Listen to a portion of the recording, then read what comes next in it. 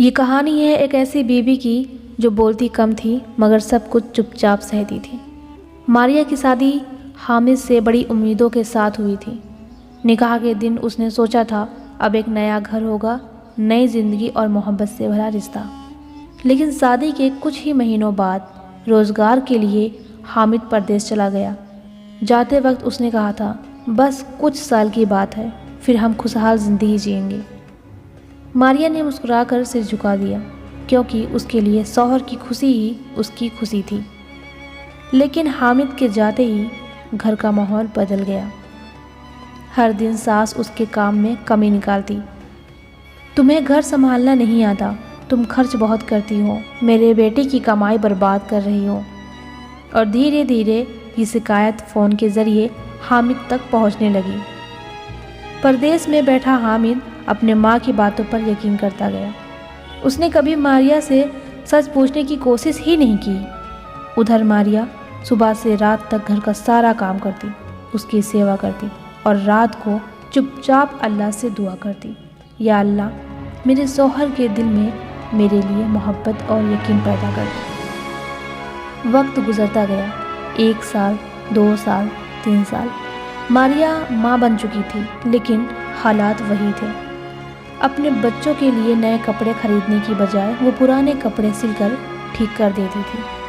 خود کے لیے تو اس نے خریداری بھی کرنا چھوڑ دیا تھا۔ 5 سال ایسے ہی گزر گئے۔ ان 5 سالوں میں اس نے ایک بار بھی اپنے شوہر سے شکایت نہیں کی، کیونکہ وہ جانتی تھی شکایت رشتے توڑ دیتی ہے لیکن صبر رشتے کو بچا لیتا ہے۔ پھر ایک دن عید آنے والی تھی اور اچانک بنا بتائے حامد گھر لوٹ آتا ہے۔ گھر میں سناٹا تھا، دیواریں شانت تھا، سامان پرانا۔ اس نے سوچا امی صحیح کہتی تھیں، سب پیسے کہاں گئے؟ تبھی اس نے اپنے چھوٹے بیٹے کو دیکھا۔ بیٹا آئینے کے سامنے کھڑا تھا اور آنکھوں میں آنسو تھے۔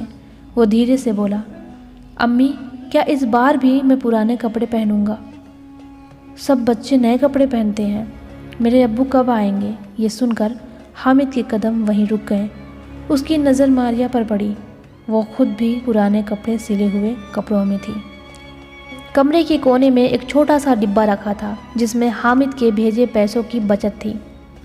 ماریا وہ پیسے اپنے لیے نہیں، گھر چلانے اور بچانے میں لگا دیے تھے۔ اس پل حامد کی آنکھوں میں آنسو نکل پڑے۔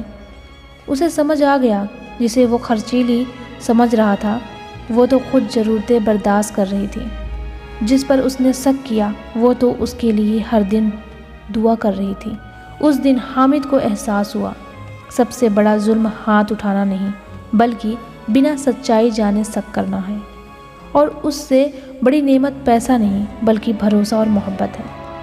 وہ ماریا کے پاس گیا اور پہلی بار جھک کر بولا، مجھے معاف کر دو، میں اچھا شوہر نہیں بن پایا۔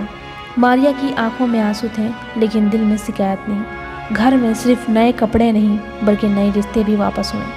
یاد رکھیے، تم میں سے سب سے بہتر وہ ہے جو اپنے گھر والوں کے لیے بہتر ہو، کیونکہ گھر محبت سے چلتا ہے اور محبت بھروسے سے۔